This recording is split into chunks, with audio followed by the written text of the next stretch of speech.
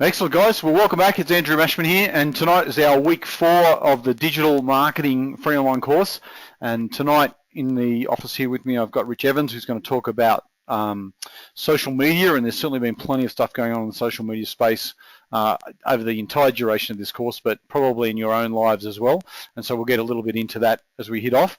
Tonight is our last live week, and next week the guys at IT Masters will open up the exam window for you, and you can finish off the course by doing what will be around about 40 questions of multiple choice or true-false, and that will, I guess, certify your knowledge around digital marketing, and you'll get your certification from there. And I'm going to encourage you also to dive into one of our IT Masters or CSU courses as well. So tonight, because we are running live and because this has been such a success for us, we'll be monitoring the Twitter feed around the hashtag IGetDigital.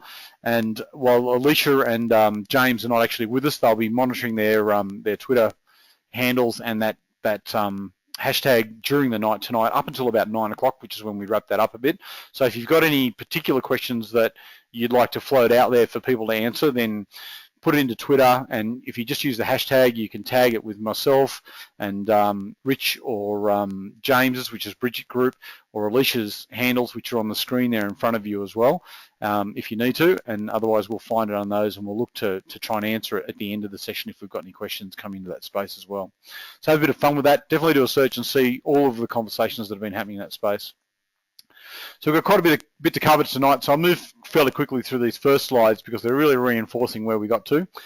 This slide here is just about the Masters and the grad certificate things. If you haven't had a look to see what a graduate certificate is, as that first toe in the water towards your Masters program, then do a Google search on grad search, and there's a lot of opportunities in that space. Charles Sturt and IT Masters give you a couple of windows into that place, and just up in the top left hand corner there in the red box we've got business, and that's _courses at csu.edu is a great place to start that conversation. And a guy called Calvin, who's one of the course directors, will help you out on any inquiries you've got about doing study with us there. And definitely, you know, there's undergraduate study and then there's what we call postgraduate study. This is all about postgraduate study, and it's a strange thing, but it's a process you go through, and probably the course is a little less relevant, but it sets you up to query, to research, to discover, to find things out, and that's the kind of things that will change your lot in life and the future of the world around you. So this has been our digital marketing journey. We kicked off with some stuff that sort of characterized us about where digital is in the world at the moment and what's going on around with it.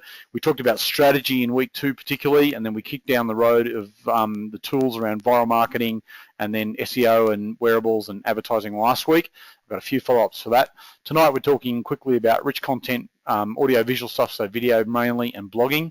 Rich is going to talk about social networks. We're going to touch on email and websites, and then integration and timing, and the last couple of things that we might do to put a digital marketing plan together. And you'll be in a position by the end of tonight to finish off at least a skeleton digital marketing plan for your own workplace, for your business startup, for your new art gallery, etc. This is just a list of links, and we've been using the same links pretty much all the way through. These are great sources in the digital space. If you haven't already, subscribe to 1 or 2 of them at least. Mashable for sure. Jeff Bullis is really good. Smart Insights is a great place to get current data on what's going on in the digital space as well. So tonight, just a couple of things to kick off the space, I suppose. These are our topic areas tonight. But one thing which has been happening in Australia, particularly just in the last 36 hours or so now, is that the Mineral Energy Council has taken some ad spaces in the major newspapers in Australia, so the Financial Review and the Australian, 2 national newspapers, talking about how amazing coal is. And it's kind of been interesting, certainly from a customer perspective, because they're a business-to-business organisation. They want to sell to electricity generators and a few people like that.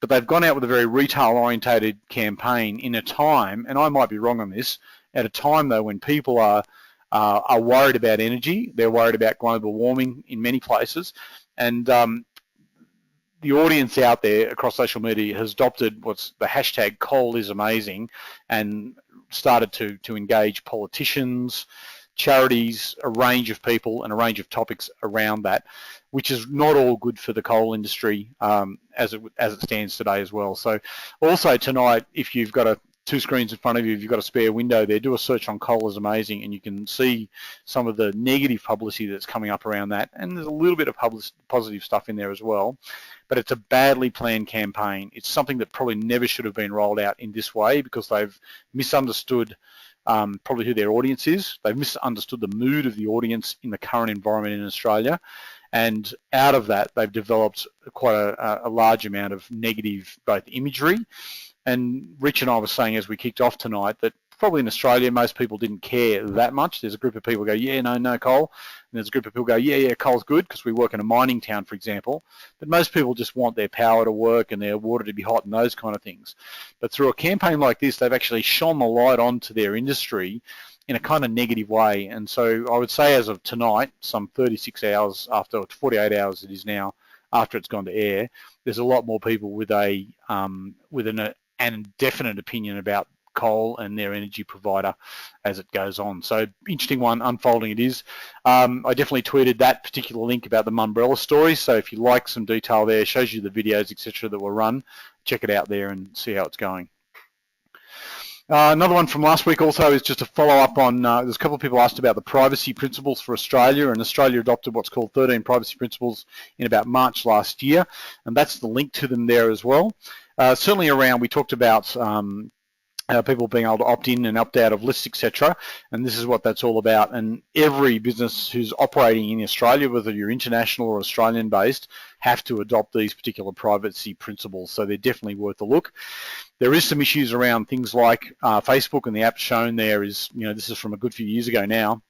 But for TripAdvisor, which is a very innocuous kind of application, but if you read the fine print down the bottom there, that if I click allow, which I didn't, it allows access to my friends' information, hometowns, movies, photos of them, videos of them, and stuff like that, which you probably wouldn't be comfortable sharing. But because Facebook is a US-based organisation, then they treat privacy differently in that state. So there's a few contradictions there which marketers have to work with. The primary issue there is the more you burn customers up at the moment around mistreating what they understand to be private information, the less likely they're going to opt into your list ever again, and certainly they're likely to opt out and tell their friends they've opted out as well. Now, this week we've got, this is the homework, I guess. We talked about some of the tools last week, and this is your digital marketing implementation homework. And I've just filled in my sheet based on a few things that we've been doing here around this course. So it gives you an idea of the kind of material and topic to put in each of the boxes, which is what you're using to build your plan. And out of tonight, you've got to look at 3 or 4 other tools, I guess, and they might populate your plan as well. I have to encourage you now not to try and do too much because, digital marketing stuff can be quite resource intensive, and so you really need to think about what's doable here, what can we make work for us. So just going across the screen there, we've got a couple of things going on, and I'm interested to know if you could either do a show of hands or you can tweet something about whether you saw my LinkedIn text ad last week. I will show you some stats on that. Some 12,000 people did see it apparently, but the click rate was extremely low, which is causing me to, as I've put in the last box there, need to tune that ad up or cancel it, which is what I've done at this stage. But it was done as an exercise. So the tool there is the LinkedIn text ad. The goal there was to raise awareness of advertising as a tool, as it was. The target market was our digitally curious global citizens, and a subset of them particularly, so people who are connected to IT Masters in some way and CSU, and that would require you to be part of a group probably on LinkedIn which involves something to do with CSU and or IT Masters. We ran it for from week 3 to that particular date there, so there's very specific timing issues with that. I was responsible for it. Detail and integration, the hashtag we've been developing was integrated into the ad. Used the logo of my business particularly because that's where it had come from, and there was a landing page linked to a course there. So not that we did in this stage, but we could count lands on that particular page and the actions that happened after that, so that would be good. Progress, there'd been 12,000 exposures, there'd been just 5 clicks, so which is a very, very low rate from 12,000 exposures, and hence the action there is I need to tune the ad and make that work out for us. So that was about it. Other things just of interest there in terms of the plan and what you might have in there, we're running the introductory course video on YouTube. It's currently had about 2,200 views, which is just less than 50% of the people enrolled in this course. Now, we could dig a bit further about that and find out which people had enrolled and seen the video. And again, it's got a target market. It's ongoing. I'm responsible for it. It's got keywords. We did update it to include the tag in there as well, and that might get us some more views next week. So they're the things that are going on in terms of our particular digital marketing plan, and that's how you might treat that. A document like that one, you can circulate electronically, obviously. You can take it to meetings. You can put it up on a whiteboard and brainstorm it with your colleagues and staff members and make those things happen. There you go. These are just the results of the ad. That's the actual ad there on the left-hand side of the screen there. I get digital. Start digital, find your customers, choose tools and go. Need help, ask us. Now, we did get some 12,000, nearly 200 impressions in 4 days there. We spent $35 on doing that, and you can see the graphic there highlighting the peak of when those actual impressions were delivered. So it gives you some data. That's very, very basic data that is we're using to help understand our kind of digital marketing effectiveness. There was nothing before it, there was nothing after it, and there was no social actions arriving from that as well. This one here is a snapshot of the YouTube dashboard, and again, it just talks about in the previous month, so the last 28 days, what's been going on with our video. And there's a bit of stuff going on there. It's interesting, the number of females interested in the course or interested in this video has risen since we started. During the pre-course period, females were around 28% of the audience. It skipped up to around 30% when we started the course. We've actually moved to 36%. So there's a bit of a trend towards more females being interested in that. And reading the data about the forum introductions, etc., I know there's a lot of ladies out there who are working in communications kind of roles. There's a lot of ladies out there who want to do something around their own business space as well. And so I'm guessing that that's where it's coming from. Just go to the next page because there's a little bit of stuff going on there. This is a bit more detailed information. One interesting stat there is that 33% of our views happened in just 2 days, around the 3rd and 4th of August. So that's a massive amount of, say, 2,200 views. So around about 650, 700 of those happened on just 2 days. And then on the graph on the right-hand side of the screen, you can see the spikes there. They're roughly a week apart, but they're getting closer. So the first spike there was the day after the first course.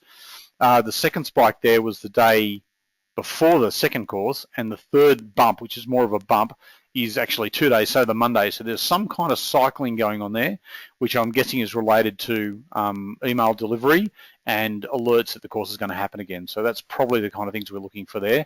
And if we link those two things together, we definitely get smarter about our digital thing. Most of the traffic is coming through the itmasters.edu.au page as well. Perfect. So this is our plan we've been working towards. I'm just going to keep skipping forward on this because we've got detail following behind it. You've definitely done a SWOT already. You've got it for your businesses. You know what the key things are that are going to need to be solved to drive you forward, which is the critical issues. We've worked out who our target market is. So this, and everybody, all my guest speakers keep coming back that you can really fine-tune your target market, and don't underestimate your ability to do that, and then don't be blown off by your managers as well. Just go, oh no, just get any customer, they'll be fine. Get really tight in who your customer is. So Jane, our 30-something, stuff going on with her, and then specific goals that you want her to do in relation to your digital marketing plan and goals for that plan as well. Our strategy, so an overall strategy statement, like a project scoping statement, things that are in and things that are out, so that we can get the goals that we're looking for over the period of our promotion as well. And now we're tipping through the tools, meaning, timing, etc., and that's our slide that we just had a look at a second ago.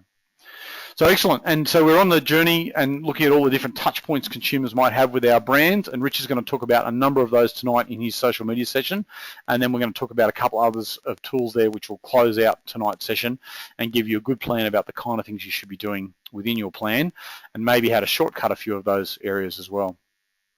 Just highlighting this point here too, this was from one of James's slides last night, and again, Rich and I have been chatting before the session now, and people of all ages, of all demographics have got this want it now thing, and James's zero moment of truth issue is all about that happening, and that being at the right place at the right time, making that happen. And in digital, you want to make those things work for you so you can get the action you want from the consumer right at that particular period of time happening. So your SEO needs to work for you. Your location-based platform might need to work for you as well. You need to be on mobile. There's no question about that anymore. So they were key points from James's deck last week as well.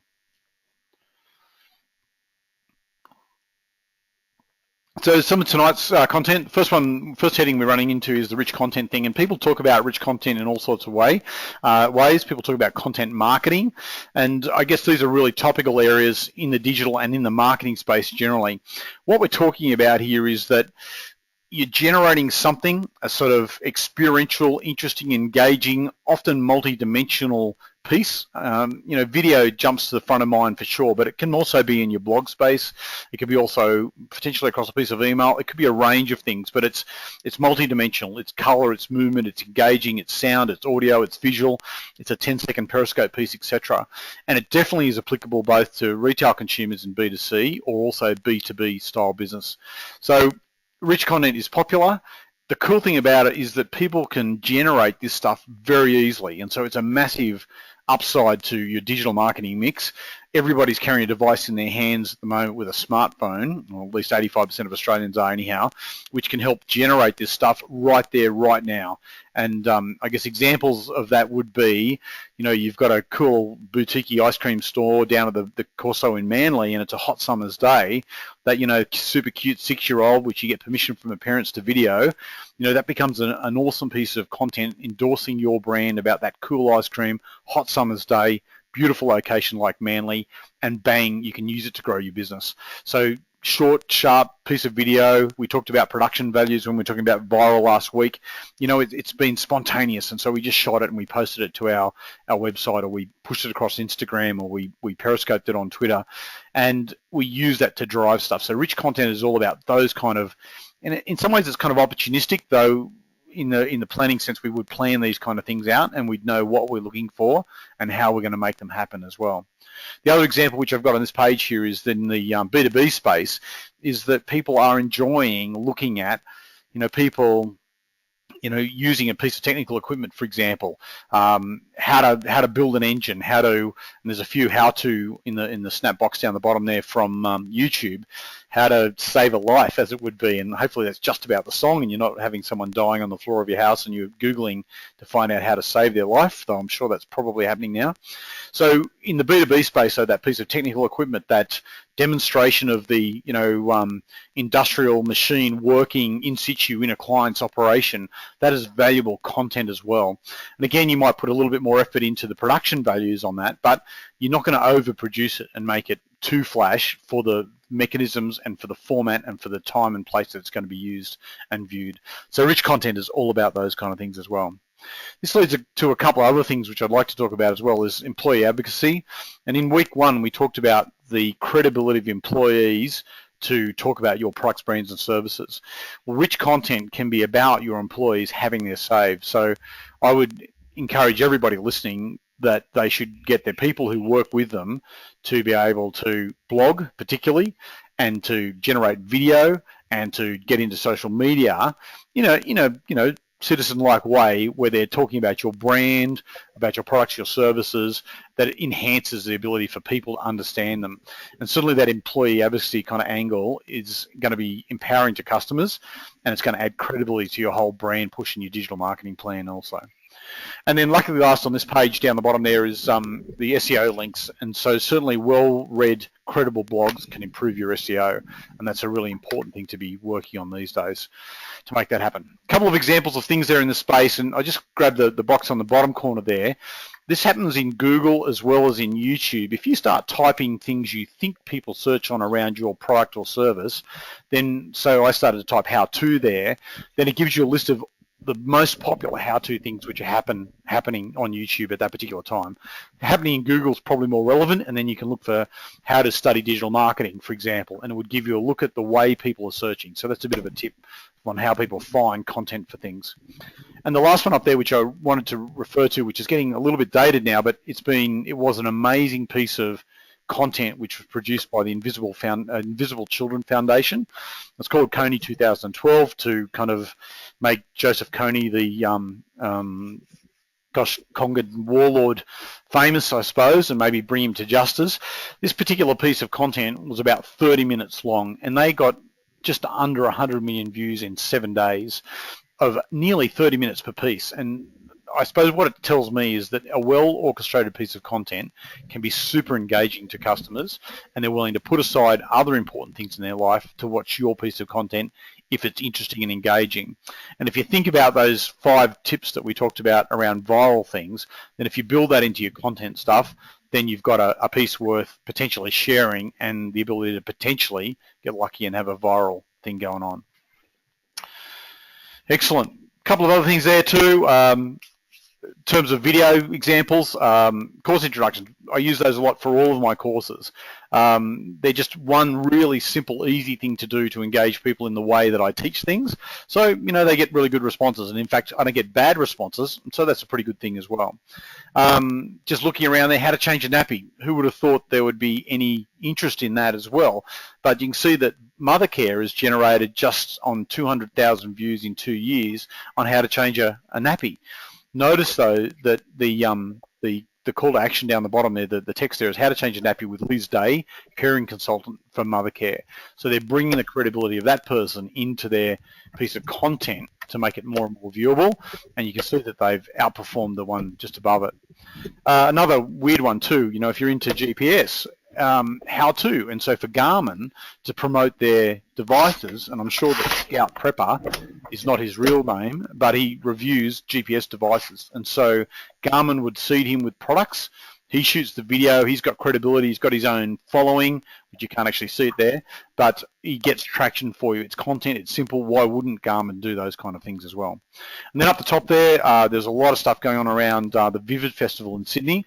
Certainly if I was the company that provided the lighting mechanisms, the stage production for the Vivid Festival, I'd be using this probably professionally shot piece of video footage on the Sydney Opera House channel to take to my clients. And at a minimum, there's 8,000 subscribers to the Sydney Opera House channel, and this footage has been seen by 89,000 people. And if I take that to my clients to show how good we are at doing things, then that's content production as well, and that's engaging stuff for customers to get involved with. Blogging has been massive. Blogging has been talked about a lot, and probably one of the groups within Australia as well that people talk about in blogging is mummy bloggers. So a quick search there reveals that there is 25 must-follow Australian mum blogs, which I was surprised there was actually that many. But mummy bloggers have been very powerful influencers, I suppose, and as we talked about the Get Ridiculous or How Ridiculous guys the other week, then mummy bloggers are also a way to influence people. And there's been a lot of chat about should they be paid or not get paid, how are they going to be rewarded for their work, but the really credible ones are probably interested to see your product or service. They probably want some way to make it break even, but they want to be very transparent about their review of your product or service, and that transparency builds credibility, and so they publish it in their blog space. Blog space gets spared, people search it, they find it, it adds to their SEO, and it's all a big circle. And certainly for anybody listening again tonight, if there's people in the blog space that are of value as influencers to your target audiences, you need to be talking to them. And if there's no space there, you probably need to start developing your own blog space around making those things happen. Just a couple more blogging things there. In case you needed to know, there's a list of Australia's top blogs.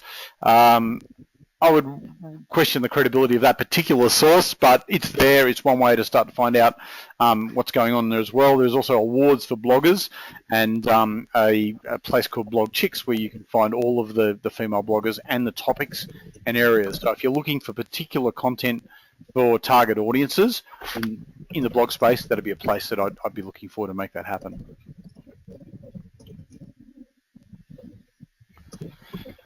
Excellent. And then this is a great way to segue into social, because we talk about employee advocacy here. And what can happen here in the big ad we talked about last week about Carlton United's big beer ad, they used the employee amplification factor here where they gave it to their staff before it went anywhere into the public sphere. And they got they had 1 million views coming off 4,000 staff of that particular piece of content. This is a particular report from a 2015 digital marketing report, and you can see there that the official channels can reach so far, but if you've got your people involved in content production and talking about your content and your products and services in credible ways, you can get massive amplification of that, and that's what that's all about. And that amplification is oozing with credibility that no kind of advertising can deliver, so that's a great way to kind of kick off into this social space. as it would be. So what I'm going to do now, guys, is introduce Rich Evans, and Rich is sitting here next to me. I'm just going to pass the microphone to him in a second. I've known Rich for probably way too long now. It's probably pushing on 20 years or so. And Rich was an innovator back then, where we took what was traditionally done by old school typesetting, massive catalogues of automotive material, and we used technology to make those go direct to print from digital files. We took it to what sounds strangely weird, a CD-ROM, which dealers could take into their shops, and at that time hardly anyone had a CD-ROM drive in their computer, but we did it anyhow because we wanted to be leaders in that space. And Rich has gone on to do a number of things since then, including publishing a book or so, and I'll hand over to him, and he can talk about social media for you and how he got to this point in his world.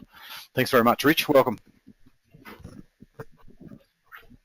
Thank you, Andrew, and good evening, everyone, and hello to everyone I've been chatting to on Twitter while we've been doing that. Andrew doesn't know that I posted a photo of the back of his head yet, but he'll find out soon enough. So, look, thanks for everyone coming along this evening and having a bit of a listen to what I've got to say, my 15 minutes of fame, which is pretty cool.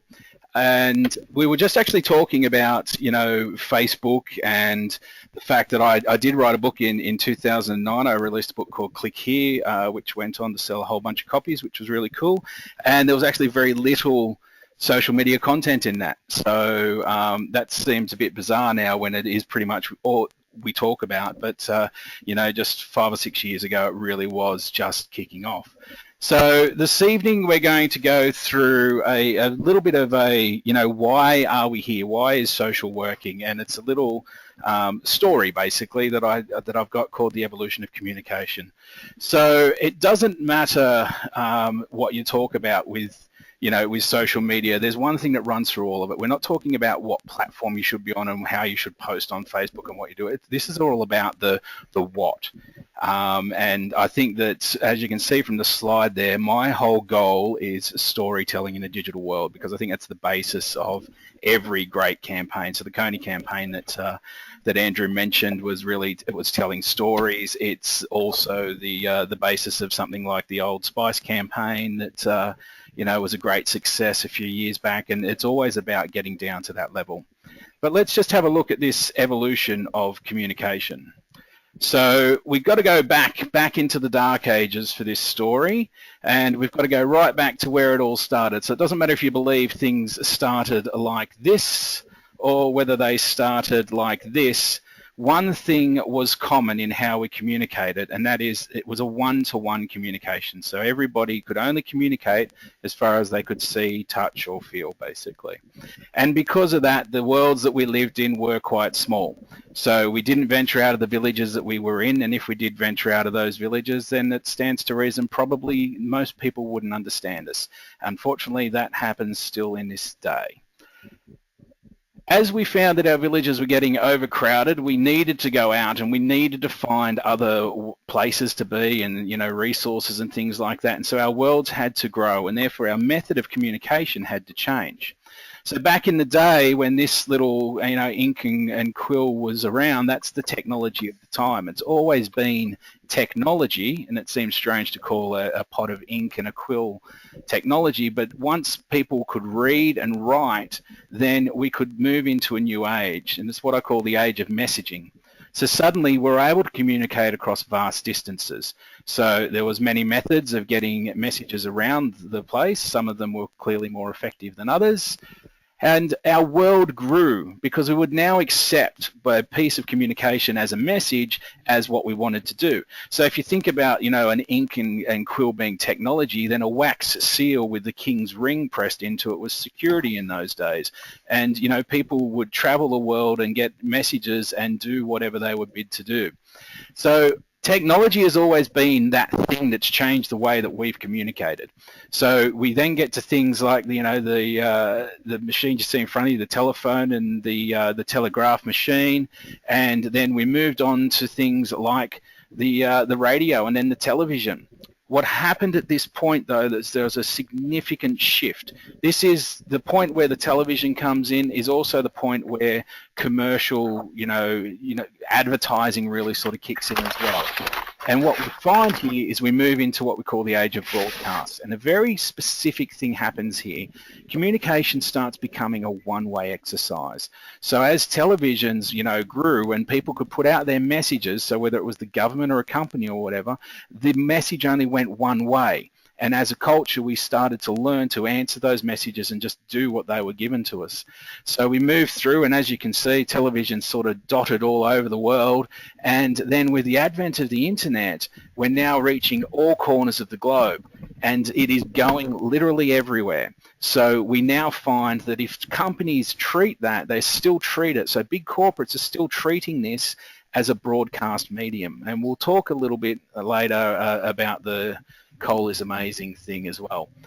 What happens here, though, is that one-to-one communication died. So we're talking pre-social here, but all of the messages and all the advertisements we're seeing and everything that we're getting on the internet was all broadcast. It was one way with a hope that that would make a conversion.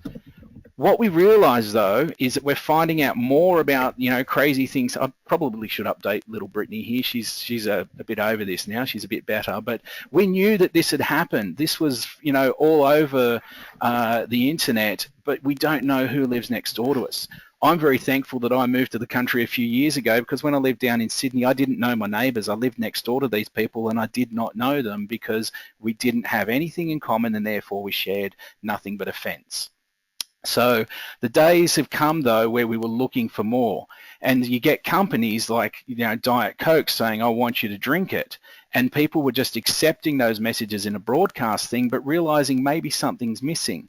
We don't have the connections. We didn't have community anymore. We don't have community in our communities in big cities. We're all too busy. There's too much going on. We're working hard. We're trying to pay our mortgages. No one, gets involved in those communities anymore. And therefore, something is missing.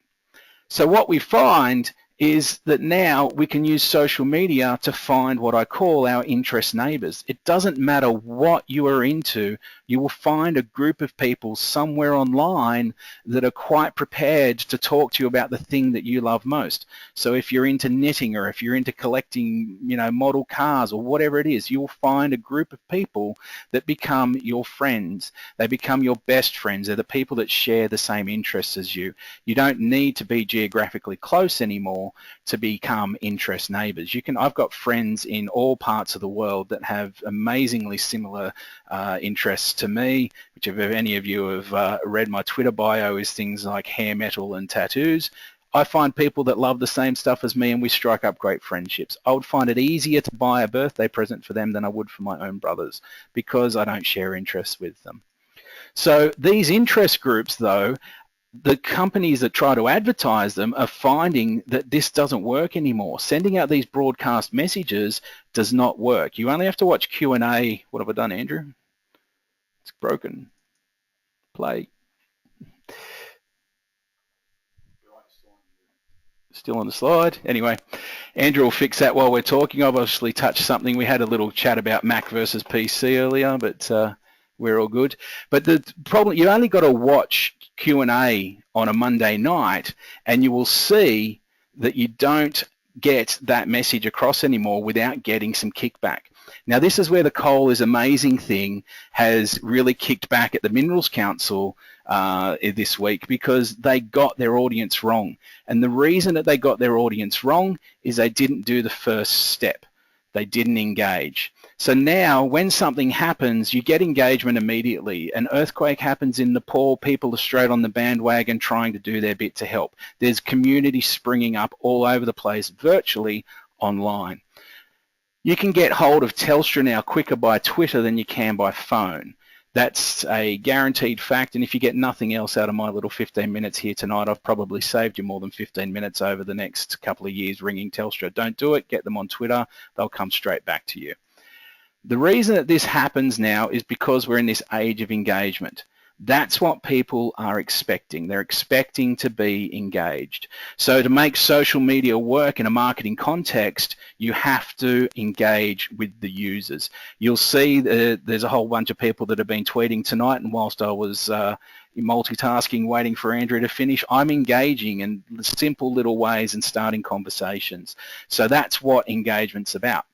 Now, that's why we've arrived at this place. Social media has given us the platform to build communities around particular interests, particular networks and things like that. We talked about the mummy bloggers earlier on. Andrew mentioned those, and the reason that there's been this massive rise of mummy bloggers is because that's a huge audience that's on social media. They share something in common. They're mums. Now, if you've got a product or a service that you want to sell to that market, they're not hard to find anymore. You can absolutely hyper-target your marketing to these groups. So what we want to run through now is, why does it work? In the age of engagement, but we've always used stories to make great advertising. Some of the best advertisements going back right into the early days of advertising, they're telling stories basically. And now we get to tell the story of our businesses or our products or our services for free. And you can build an audience that is hyper-targeted to your business or product or service. I'm going to give you an example a little later. Anybody that saw my tweet earlier on this evening about the fact that we'd be including some barbecue in tonight, we'll get to that real soon. Unfortunately, we don't have the ability for smell-o-vision yet, so we can't share anything with you. But, this is an audience that I've built as a hobby, just as an experiment. So with social media, what we're trying to get across is what not to do first, and then we'll go into what to do. It's kind of like dating in high school. You never want to try to score a home run on the first date.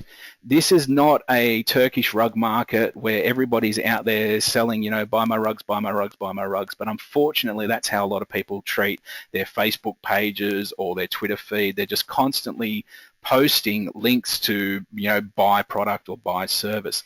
I hate seeing those massively automated campaigns where somebody just tweets the same link over and over and over and over again. Like, I unfollow those people. It drives me nuts. That's not how it's done. This is about building relationships with clients in an easy to manage manner, and you do that through dialogue, you do that through engagement. With engagement, I'll give you an example that I use, and I'm trying to fit like 2 hours worth of stuff into 15 minutes here tonight, and Andrew's going to tap me on the shoulder if I go over. But one of my examples is, I was running late going down to Sydney to catch a flight on Virgin. I hit the M5 and it was like a car park, and I was freaking out because I was like, what am I going to do? I'm going to have to buy another ticket. This is insane. Like, this traffic's ridiculous. And I tweeted to Virgin. I was stopped at the time, so I'm sure that's like kind of legal. But anyway, I tweeted to Virgin, I'm running late for my plane. What are my options here? They then got back to me and said, send us your flight number in a private message and we'll let you know. Sent them my flight number. They got back to me. They changed it. There was a small fee to pay. I was happy, but I didn't feel like somebody in a call center had answered my tweet. I felt like Richard Branson himself, because he's done a great job of identifying himself as the face of that brand. He is Virgin. You think Virgin, anything, you think of Richard Branson. So my engagement feeling was that he had been sitting there on Necker Island drinking his morning juice, got my tweet, and he sorted it out for me. So I became a loyal customer of theirs because of that one time that they'd helped me out. And if I've had problems in the past, they pale in comparison to the one time I did have a problem and they fixed it for me. So, that's good engagement at that level. What's not good engagement is the whole thing that we're talking about here with, coal is amazing. Now, I come from a coal mining town. I run a newspaper in that town, and I could see that the end coal mining will change the economy in that town massively. So I've got, a foot in both camps here. But that industry body that went ahead and said coal is amazing didn't engage with the audience first and say, tell us how you feel about coal. They just tipped their thoughts in and they got this kickback. They're the ones that have got this, massively negative response. And you can see that so many times. Qantas did a campaign, tell us what you love about Qantas. And, they were getting tweets back like, I love how I missed my, connecting flight because my flight was delayed and I didn't see my kids on Christmas. And just, these things happen all the time because there's no engagement prior to the campaign. So I like to, live my life by this quote that's there, listen first to understand and then to respond. And that's a great lesson in any business is, once you understand, then you can respond. So let's talk about platforms very quickly. Facebook has 47%. If we look at the numbers, Facebook's got 15 million users roughly in Australia. Now, as a share of all of the other platforms, that represents a 47%. So most people that can be on Facebook are, and a lot of people have multiple accounts. There's very few people that, there's some people that are on Twitter but not Facebook, some people that are on, Facebook and LinkedIn, or they use Instagram. Everybody's got their chosen platform. Now, as a marketer, Facebook's a great place to start because that's the biggest volume of people, but you have to engage on whatever platform your audience is on, and that's where that research comes in, says who are the people that we want to engage with, where are they most likely to be. Let's start trying to find them on Facebook because they're probably there as well, and then find else, where else they are. Look, I have an account on LinkedIn. I usually log into it every 3 months to accept the people that have asked to connect and not accept some, put a bit of stuff in there. LinkedIn's not important to me. It's not part of my world. I have been a massive oversharer on Facebook for a long time. I use Instagram as a great tool to post to a number of social networks. So, that's where you've got to look at, who your audience is and find them. But there's a good bet that, with 15 million users out of a 23 million person population, if you count all the old people that aren't on the interwebs and all the young kids who shouldn't be, then most of the population that can be online can be found on Facebook in some way, shape or form. Just to give you some idea there, MySpace is still on the decline. It's sitting at 85,000 members now, and Google Plus is at 55 and pretty static at around that sort of area. So when you compare 55,000 to 15 million, I know where I'd be spending my efforts and what platforms I'd be trying to master. So if we talk about, Facebook's dominance in this market is huge. Now, I talk about not paying for Facebook ads. I think they've got enough money. They don't need any of yours. But if you can work out your return on investment is good, then that's a perfect way to buy leads. I've got some clients that we do that for, and it's very effective. But you only do it after you've tried everything else. This other stuff that we're going to talk about now in terms of storytelling is what you need to do to engage your audience. Now, people are under the misconception that if they don't pay for ads, people won't see their stuff. I'm going to talk about some stats shortly which shows that if you've got a highly engaged audience, they will always see your content. Because what Facebook's really, really keen to do is to make sure that people are seeing relevant things when they come back to Facebook, because that then makes them return. So let's go into the ideas of the story. So great marketing has always involved telling great stories. The Volkswagen ad is, still one of those iconic ads. Selling a small German car in America in the 50s must have been the hardest sell ever.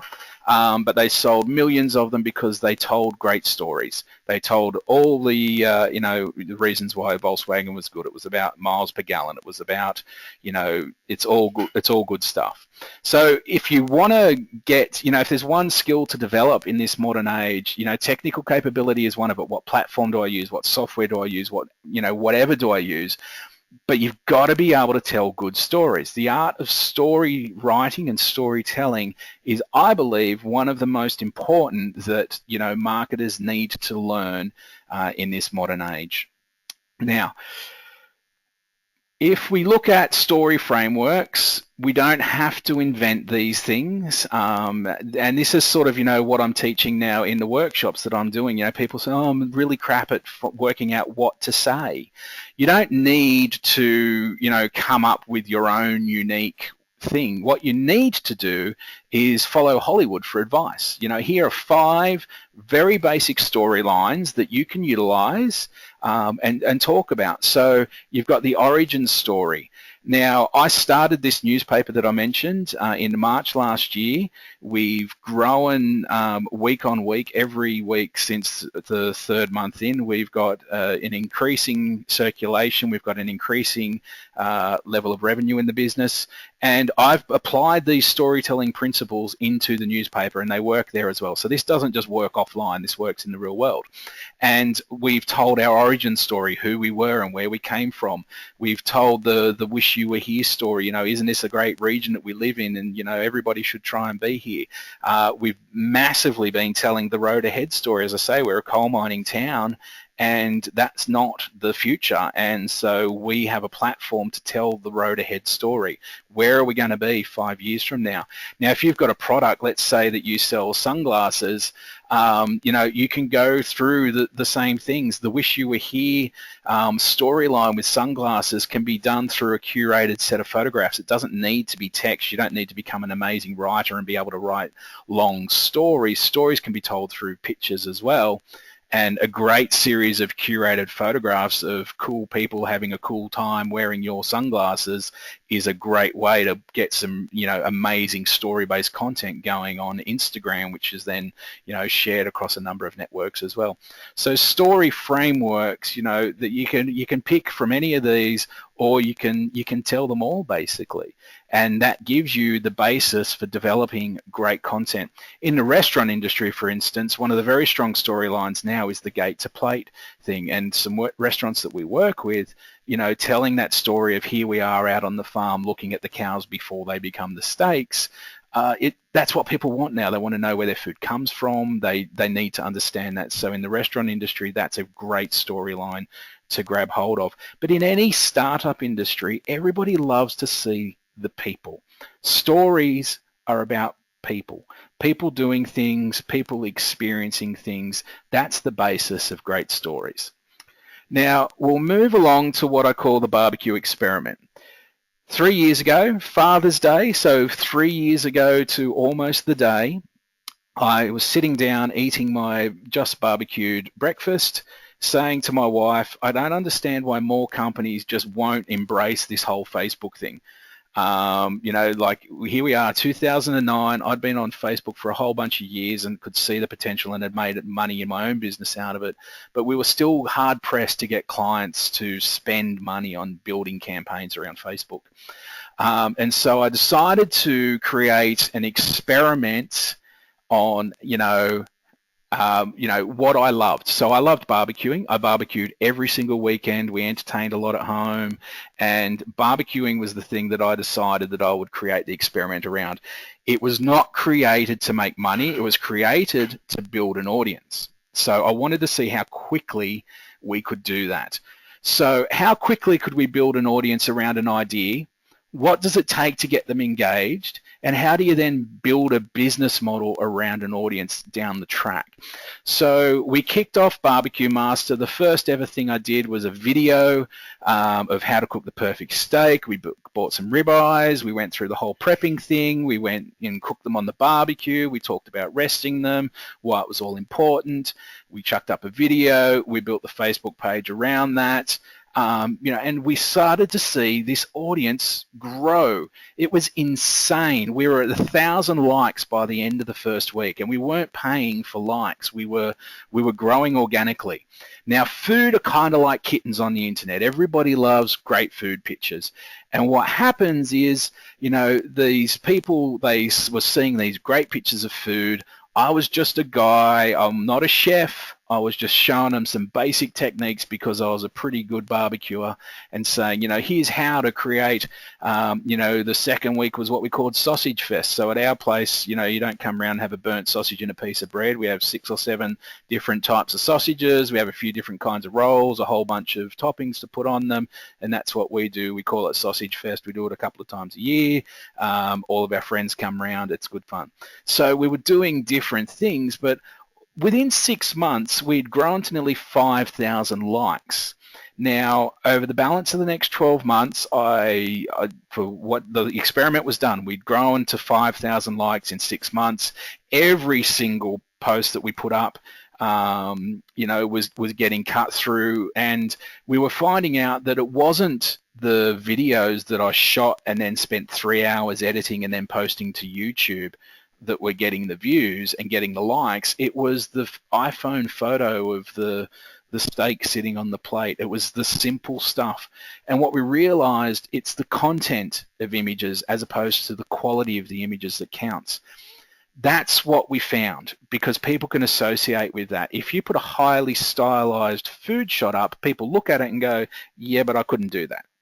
And so what we are seeing is that, you know what, people are engaging with the stuff that they can identify with. And we post up a photo of a piece of steak on a, on a grill, and we get 80 likes, we get 90 likes. Now, bear in mind, this was an experiment. There was no monetization factor to it. It was purely an experiment on growing an audience. So once the experiment was done, I got a bit sporadic. I didn't post all the time as what I had done.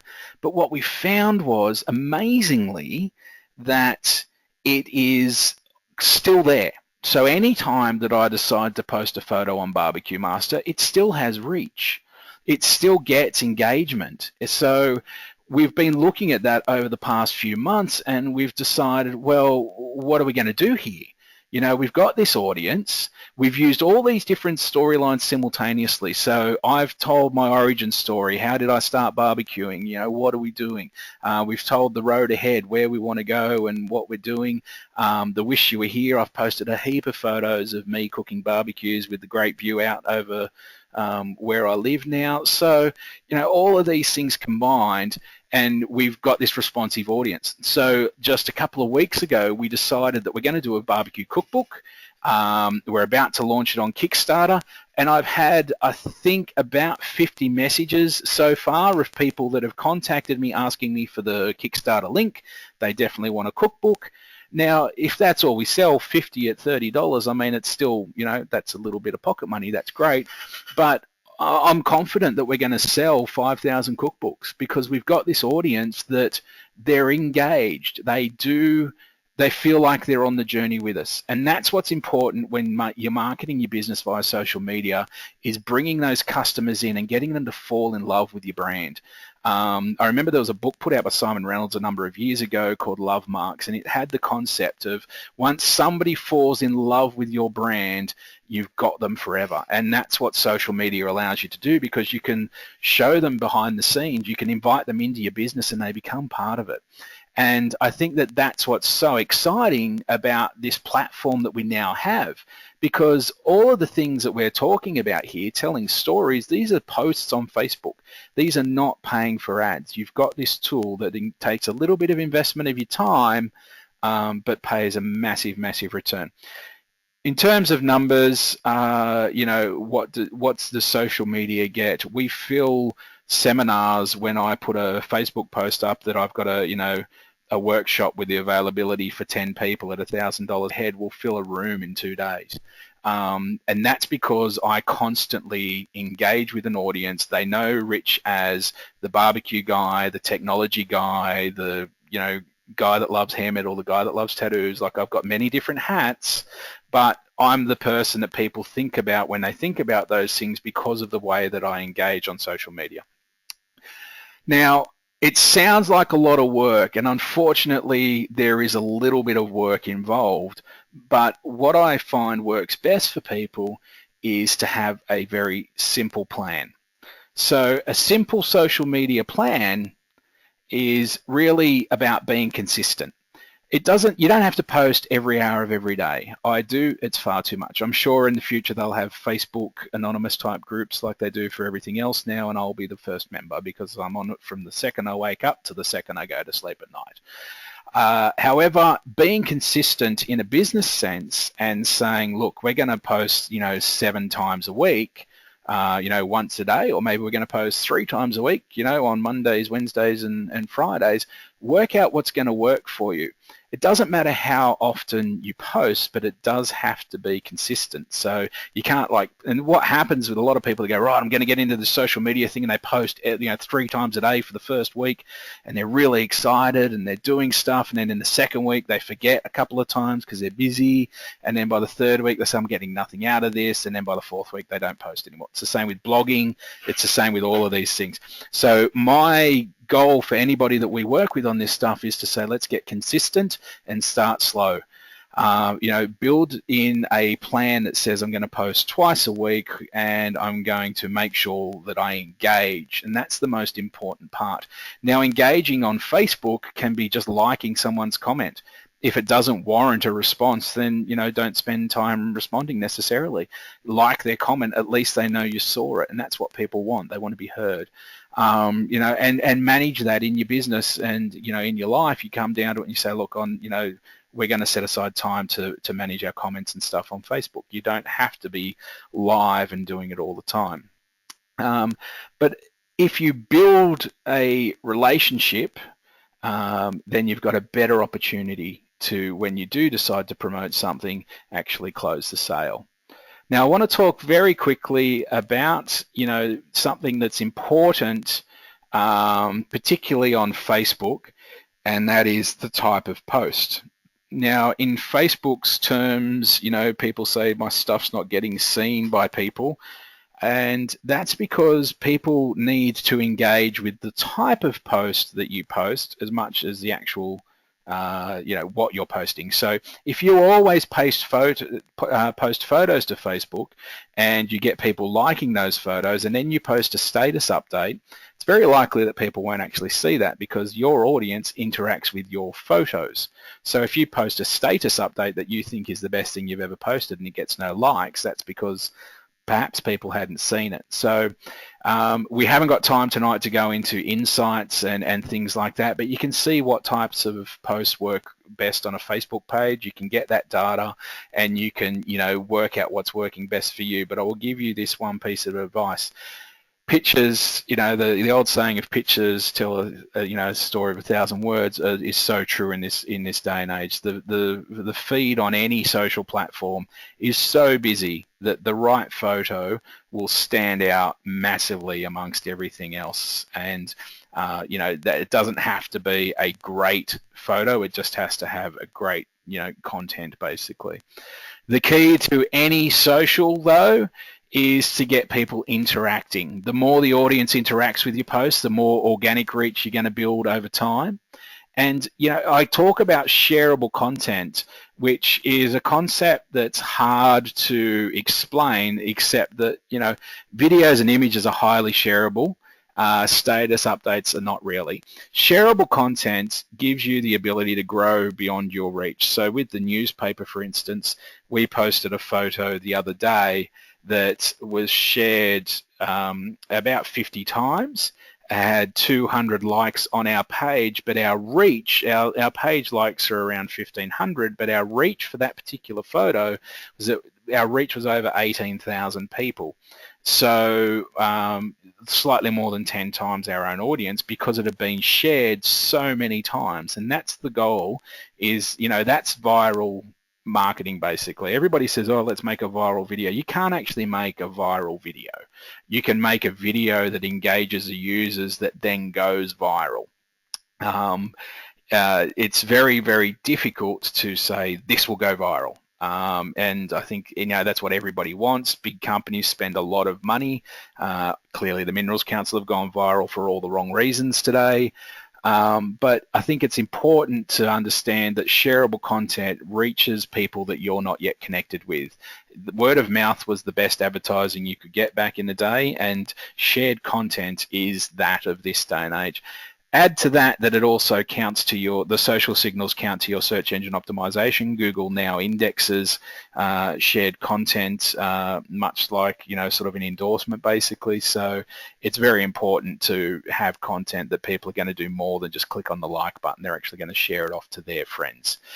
So we've squeezed a whole bunch of stuff in here in the slightly more than 15 minutes that I've had this evening, but it's if I can give you one thing to take away from what I've spoken about tonight is, look inside your business and find the story. And the story is about people. It's behind the scenes. It's the stuff that you do every day that you think is boring. Other people think that stuff is absolutely incredible. So, I'll pass you back to Andrew now. Thank you so much for, taking a bit of time to listen. And I will certainly be hanging around on Twitter for the next little while to take all your critique and questions. Thanks.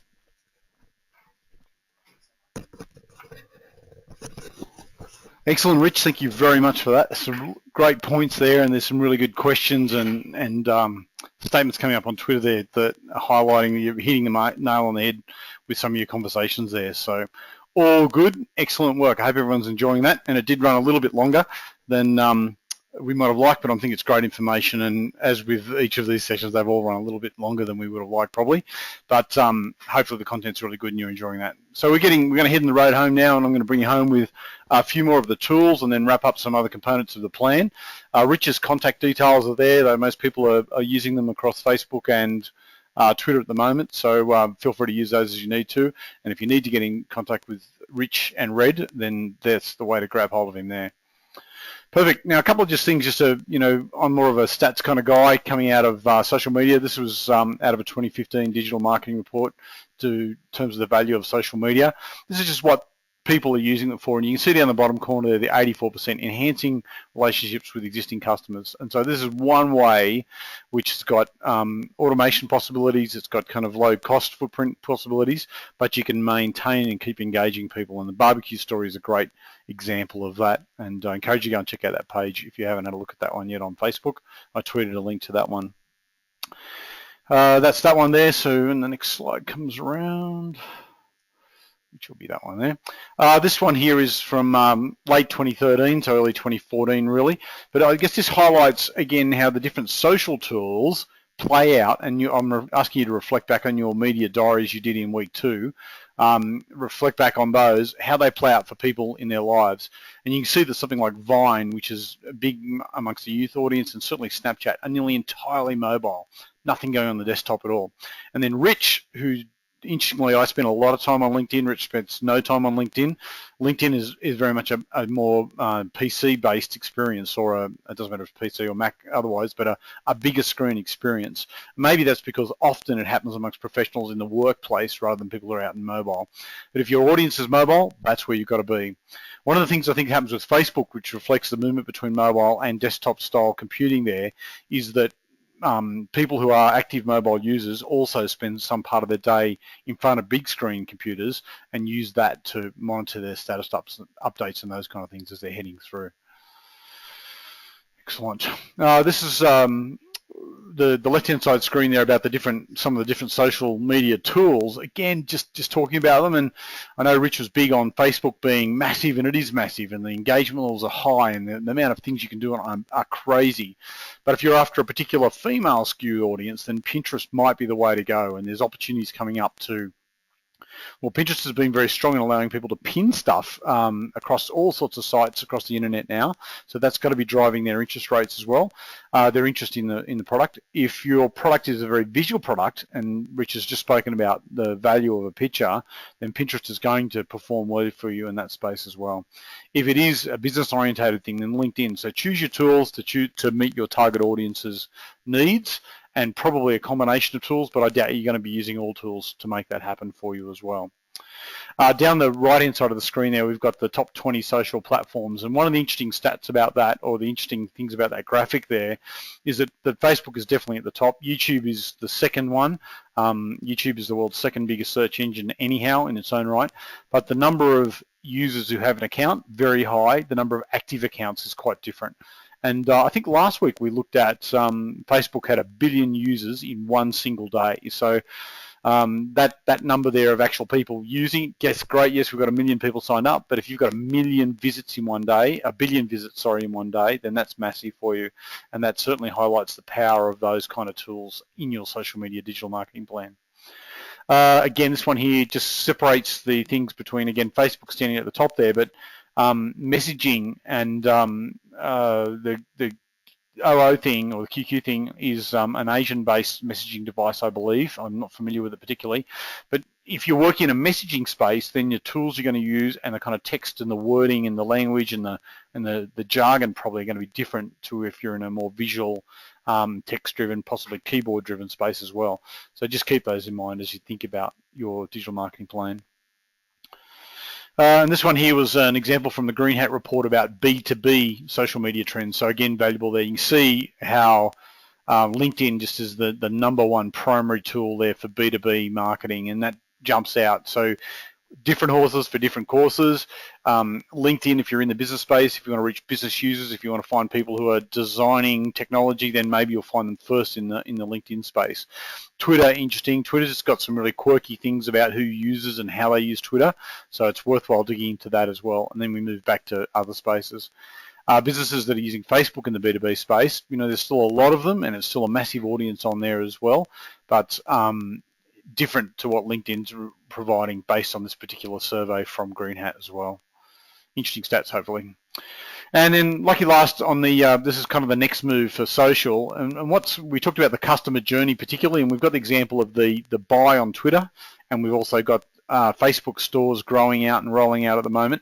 And what that's doing for consumers is taking an extra step out of the decision-making process or an extra click out of a link, so you don't have to go as far to get the benefits you want. So if I want those groovy-looking grass flip-flops, then you can click it right there. I see the picture, hit the button, and it's done. And as different payment systems become more available via PayPal, via your mobile phone, etc., then this is going to be the way of the future. Having them see the tweet, see the photo, click out to your website, go through your shopping cart, there's a whole bunch of extra steps there. So if there's ways you can shorten the process to give better customer satisfaction, faster response, then clearly you want to investigate those things as well. The one down the bottom of the page, the pay with a tweet thing, I grabbed this would be probably 3 or 4 years ago I saw this, and this was off Optus, which had a white paper which I wanted to look at. So the white paper's free, and most white papers are kind of you'd expect them to be, but Optus has done some kind of return on investment thing here and go, well, if we can get 400 people or 4,000 people to say they've got this white paper, then that'll help us get circulation of this white paper, which is around Optus-based business solutions. So I think the bottom line with this particular pay with a tweet thing is if there's different ways that you can make your customers benefit you by paying with a tweet or making a post or endorsing or liking, and that helps you hit your goals, and think about how you're going to make that work out in your digital marketing plan also. So a couple of things to drive us home. First one here is email. Email is still alive and well and kicking and massively viable, and based on reports I see out of America, the return on investment is extremely high still. I think there is some problems with that because spam or junk is a big issue. We're using all sorts of spam filtering devices and tools to slow down spam coming our way, and if your well-crafted, well-intentioned email falls into that trap, it's lost forever. There's nothing going to happen there. Or if a spam filter starts blocking it or blocking your servers, in fact, then you've got even bigger dramas with that. But nevertheless, the concept of a narrow cast message from Rich to Andrew about search engine optimization on his company's website, showing where the experts and stuff could be a valuably powerful thing to do. So there's things to make that happen. Now there's a lot of sources out there on email, so we're going to be very quick with this tonight, I suppose. There's tips on what to put in your headline to help get an open rate, and because not everybody sees the text of the main screen, or what James would have called below the fold, immediately in their email preview. So different things about headlines will get your open rates up quite substantially, and things saying thanks, thank you actually work in the headline space as well. Will be seen, when will you send it? Timing of emails is massive, and I would bet everybody listening to this session tonight is probably, if I think about it, what's going to be the first thing you do when you get to work tomorrow morning, or even when you wake up first thing in the morning, you'll check your mobile phone or you'll turn on your notebook on your desk, and there'll be 50, 100, 200 emails waiting for you. Oh my God, it's not a great time. But if you know that's an audience that's slipping out for lunch and comes back feeling refreshed because they go to the gym at lunchtime and they like to catch up on their favorite brands immediately after lunch, that might be a timing opportunity. You know, if they've kicking back at the end of the day when they've sort of finished their bulk of their work and they're checking through things that they, spending a bit of quality research time, as it might be, then that might be the time to send it to them. So think about how you're going to use it, how you're going to make it work for you as well. Some younger audiences do not use email addresses at all anymore. They're very, very strong on email instant messaging tools, and that slide just previously highlights how powerful that is. So if you're looking to reach out to a 14 to 18-year-old group, then you might struggle to get them via email at all these days. And in fact, that group is reportedly excited about getting physical mail these days. So non-digital, but physical mail addressed to them. They're from a generation which has never had physical mail before, so when it pops into their mailbox and their mum brings it inside for them, they're actually quite chuffed about that, and they keep the mail pieces they get with their name and details on it because they like it. It's unique to them in that space. So again, think about your audiences, think about what tools are going to make it happen for you as well. Down the bottom of that page there, what sort of customer relationship management system are you using? And really importantly here is, and I heard a story tonight, and I can't tell you who it is, but you can go and buy a list of people with email addresses, and you can buy lots of lists, and you can spend quite a lot of money on that. But if you're not getting a return from that audience and that base, and if you're just firing stuff out the door as it is spam, and that's what it is, then you're wasting time and money and effort, and probably doing brand damage by not thinking through that more carefully, and in fact apportioning that email list to get more details out of it. An example here, this is just some old snaps of mine. I have both a Woolworths everyday rewards card, so an Australian-based thing. They're probably the most proactive CRM system in Australia at the moment, and they've certainly collected a lot of information about me. And Qantas and Woolworths have got a link together. And if you look across the bottom of the screen here, you can see I do a little bit with Woolworths. I do nothing with beer, wine and spirits. I do nothing with seller masters, and given other things about my demographic, lifestyle, place I live, it's highly likely I'm doing something with alcohol, being an Australian, so they're missing out an opportunity there. So the zeros there just doesn't go, I'm not using it. It shows they're missing an opportunity. I'm obviously doing quite a bit of stuff with Big W because there's some points there. I'm not spending much money at Caltex, and I'm not playing their deal where I get bonus points for that sort of thing. Qantas, though, knows, and because of the Qantas Woolworths link, they know that I'm spending quite a bit of time on the last quarter flying. I've done some shopping with them, and that means particular probably hotels, I think. No, not stays in there. I'm not sure exactly what that would have been, but that would point to a particular place. And the connecting, that was a deal that Qantas and Optus had going on. So across those two mechanisms there, Qantas and Woolworths Everyday Rewards card and their CRM system has got quite a powerful insight into my life. And if you're not doing at least a minimum looking for those kind of things when you're segmenting your database to send emails out, then you're not doing enough work to make that happen. And all of us, everybody online has got that kind of information floating around them as well. A couple of key things about email. The offer is of critical importance. It's got to be relevant to the person that's opening. And again, for this one here, it's just, hey, Andrew, don't miss these pins. There's kind of a call to action. There's closing the deal. Check it out. And I've pinned some other stuff which is similar to this. Be a nice human, for example. And I go, okay, good. And it's visual. I like visual stuff. It works for me. And hopefully, for Pinterest, it's driven me to pin that stuff. Another one here is a good example, a great, a very interesting company in Australia called Vinomofo, and these are they won a Fast Start Company Award in 2014 because they're growing massively. They're in a wine market business, which is overcrowded with suppliers. There's a lot of stuff going on. But Vinomofo speaks to me in a very special language. They're quite excited about their products and services. They do cool videos. They're across Facebook, Google Plus, and Twitter for sure, with current, up-to-date different things. And even after I've bought a product, which is what this snap of this email is here, it's like, boom, Andrew, get excited. Your wine is on its way. And I feel good about that. And when the wine arrives, it'll be great wine as well. And it engages me further in the brand. So learn about your customers. Do things. Don't just go, oh, here's a plain text email, send it out to you. Go, bang, mate, enjoy that. Good decision buying our wine. Good decision being loyal to our company. So these are the kind of things you want in your digital marketing as well. And lastly, more or less, here is your website. And we haven't specifically spoken about websites a lot, but it's a critical part of your digital marketing effort. Websites have been around, and again, Rich and I were talking before we started tonight.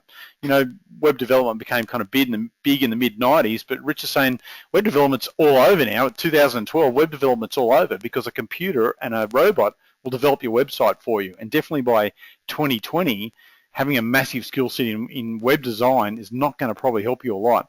So everybody is expected to have a great website. Google upped the ante here. They said you have to have a mobile responsive website, otherwise we're not going to report you in anymore.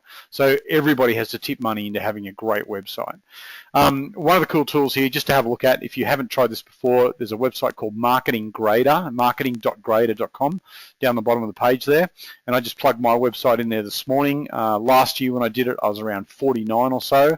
And in fact, Red Media has been working on my website recently, so we've hit 70 mark, and 70 is quite a good score in terms of the power of my website. It's not about the response speed or anything like that, but it is about blogging, social media, SEO, and the mobile down the bottom there.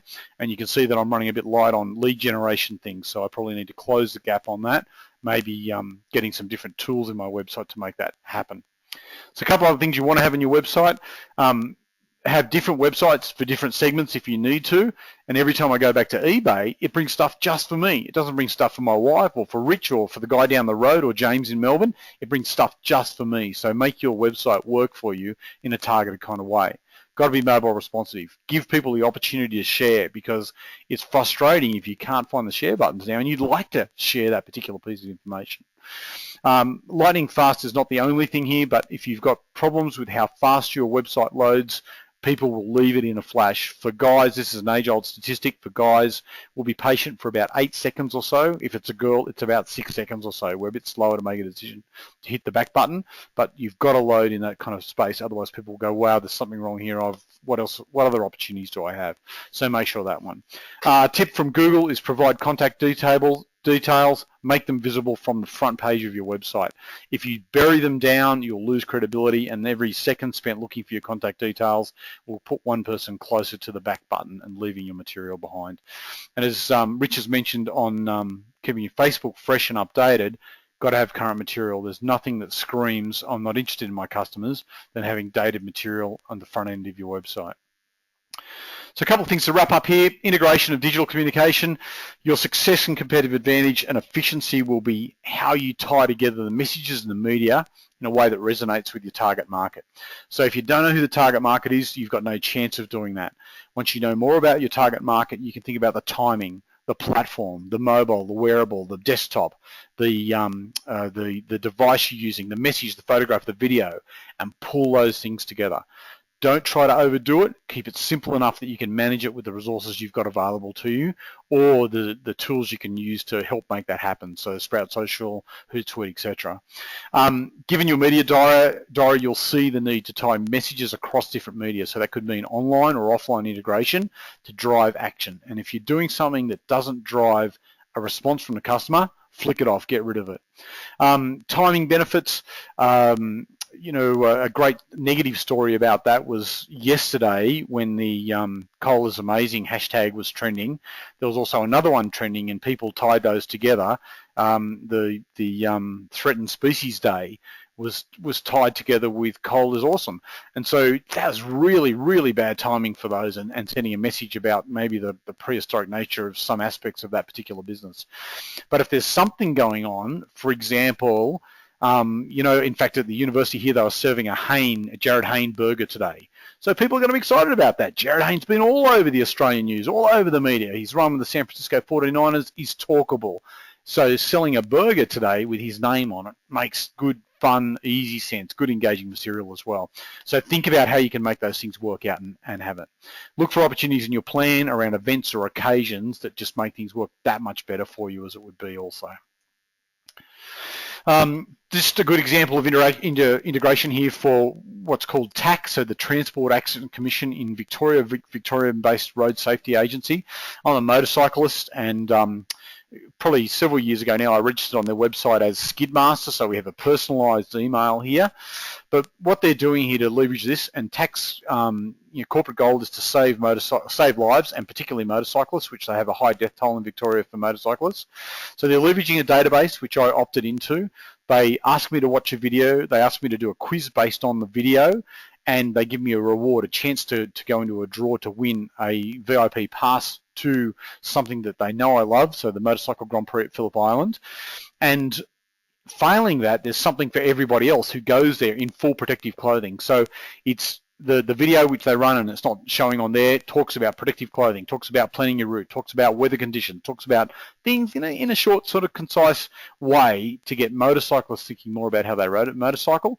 And then the benefit is you could win a prize, and plus if you go there wearing what's normal gear for me to ride a motorcycle in, then there's a reward for that as well. So it's nicely integrated using lots of digital kind of media, and there's a reward for clients in a fun kind of way around a product or service that they love as well.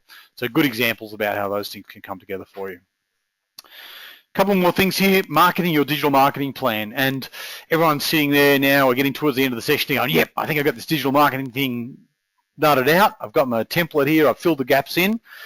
Nothing is going to happen unless you sell this to the stakeholders in your digital marketing plan.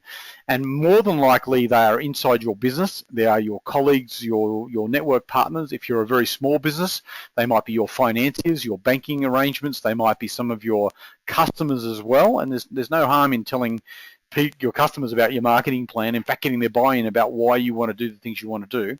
But definitely inside the organization, if you do not get buy-in, no one will help you do things. And if you want that employee advocacy thing happening where your expert engineers are blogging about the awesome new design thing, then you need to tell them how that fits into the big picture of engaging clients, engaging customers, driving business to the organization to make that happen. So the bottom line with this one is make sure you understand who your internal market is and give them what they want so you get their buy-in. And one cool way to get that is to have a meeting pre-planning your digital marketing plan and get them to chuck their ideas up on the board, brainstorm it with post-it notes, get it on a whiteboard and get everyone around the table going, yeah, this is going to be great. You go away as the digital marketing guru and pull that together into a workable, doable, funded plan, and then you go back to them, and when they see their ideas and bits and pieces of those ideas, they're going to help you execute, and that's a really important thing to do.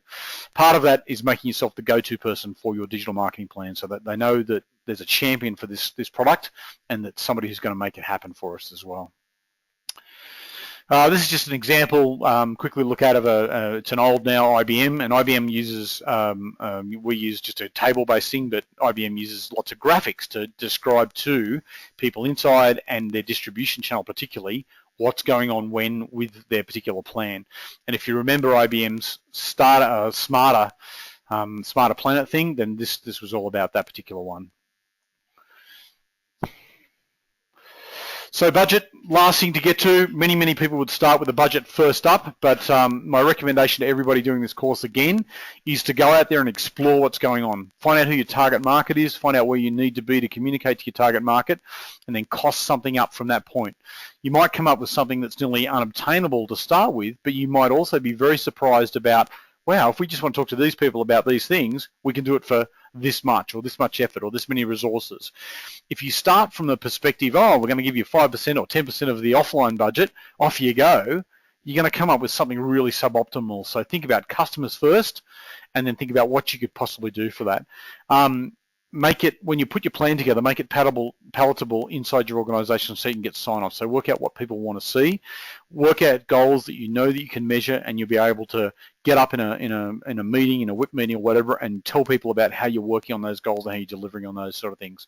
I would definitely suggest, and beyond the scope of this course, is doing something around a project plan using maybe MS Project or Smartsheet, the online tool as well, so that you can really say, hey, I'm the expert here and I'm all over the top of the problems and the opportunities that this plan is going to bring to our business. Last thing here is evaluation for fun and feedback, and marketers generally a little bit light on the evaluation thing, but in the digital space there is so many different ways that we can collect information and show them to people in an engaging kind of mode. So I just encourage you to do that. Work out what you're going to measure in the first place, know how to measure it, what time to measure it in real time, bring the latest information to the meetings you're attending or sharing it online, however you're doing that within your organization as well. And when things go well, ramp it up, amp it up, make it happen some more. And when things go badly, for example, like I get digital ad on LinkedIn, cut that sucker off and do something else with that money. So digital allows you to fail quickly, and Alicia talked about this, and it allows you to resource that money or redeploy that asset and make something good happen for you as well. So use that evaluation on a daily basis to keep moving forward and making it happen, and then using everything you learnt from a campaign or a thing that you've done to make a better plan next time you move forward. And every day you do that, you'll become a smarter marketer for sure. Excellent, guys. That's going to bring us to a close. And what I'll do shortly is to stop the recording, and then we can just have some more Q&A. We'll check James on the line in Melbourne. He's been looking at questions coming up in the question pod within the Citrix system, and we'll have a look on Twitter as well, and we'll answer some of those up till about 9 o'clock or so. So this is bringing the course to a close in terms of the live session, so congratulations to everybody who's made the effort to hang out with us. I've really enjoyed it, and I know Rich and Alicia and James in Melbourne, and Margie as well have really enjoyed bringing this course to you. And if you've got any questions about content we've discussed along the way, please make sure you tweet or email us or put it up on the IT Masters forum, and we can look to address it there as well. Next week, there'll be a quiz opened up for you. You'll get an email about when that's available for you to do. It's going to be around 40 multiple choice and true-false questions based on each of the 4 weeks' material, so it'll be tightly linked to those as well. And it's kind of just a bit of a test to say, have you been paying attention or not? And after that, the guys at IT Masters will look after you with some certification as well. So congratulations to everyone who's participated and got involved in digital marketing, and particularly those guys who have delved into social media. And I know we've got a number of new people who are using Twitter that weren't using Twitter 3 weeks ago. So congratulations to those guys for having a toe in the water. Congratulations to everybody else who's tweaking their digital marketing plan as we speak and going to do better communications and better marketing from this week onwards as well. So that's fantastic. Get back to work, implement your plan, do our quiz next week. And if you're looking to change your life and move the world further for you, do some study and investigate CSU graduate certificates or master's programs so that we can possibly help you in that space as well. Excellent, guys. That's it. I Get Digital, and thanks very much again for all of your efforts, and I'll just shut the recording off now and we'll go to some questions. So I'll hand over to you, James, if you like.